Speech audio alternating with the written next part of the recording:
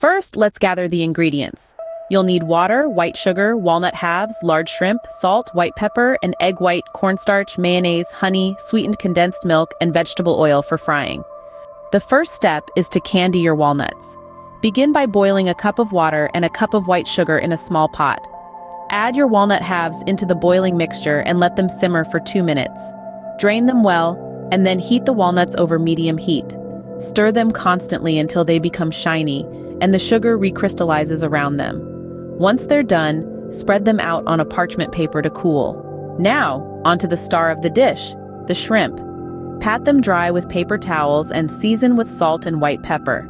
In a separate bowl, whisk an egg white until it's frothy. Dip your shrimp into the egg white, then coat them with cornstarch. Next, heat your oil in a deep fryer or large pan to 350 degrees Fahrenheit. Fry your shrimp in batches until they're golden and crispy, which should take about 2 to 3 minutes.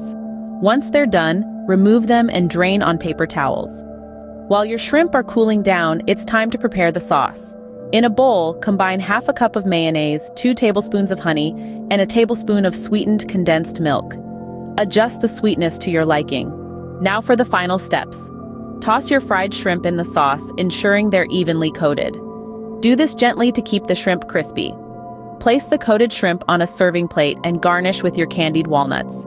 Serve immediately for optimal taste. For a complimentary side, honey walnut shrimp pairs beautifully with steamed rice. A garnish of thinly sliced green onions or a sprinkle of sesame seeds can add an extra touch of flavor and color.